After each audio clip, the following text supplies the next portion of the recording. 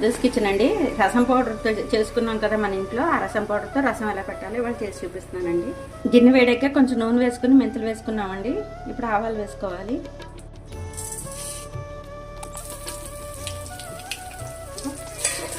ఎండుమిరపకాయ ఒకటి తుంచుకుని వేసుకోవాలండి. అది కాక ఇంగువ కూడా వేసుకోవాలి. ఇప్పుడు గ్లాసు నీళ్ళు పోసుకున్నామండి.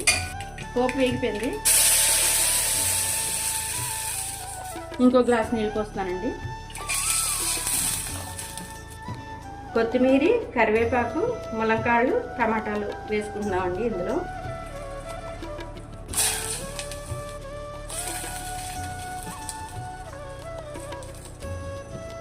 కొంచెం పసుపు, తగినంత ఉప్పు,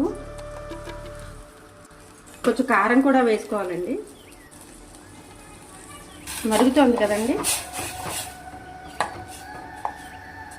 మనం చేసుకున్నాం కదండి. ఆ రసం పౌడర్ 2.5 చెంచాలు వేసానండి. ఈ రసం పౌడర్ ఎలా చేయాలో మన ఛానల్లో పెట్టానండి, చూడండి. చాలా బాగుంటుంది, ఈజీ కూడా. చింతపండు రసం వేసుకుందామండి. చింతపండు రసం కొంచెం వేసుకోండి. ఒకవేళ అవసరం అయితే మనం కొంచెం వేసుకోవచ్చు తగినంత. టేస్టీ రసం రెడీ అయిపోయిందండి. చేసుకుని చూడండి. Thank you very much. సర్వే జనాః సుఖినో భవంతు.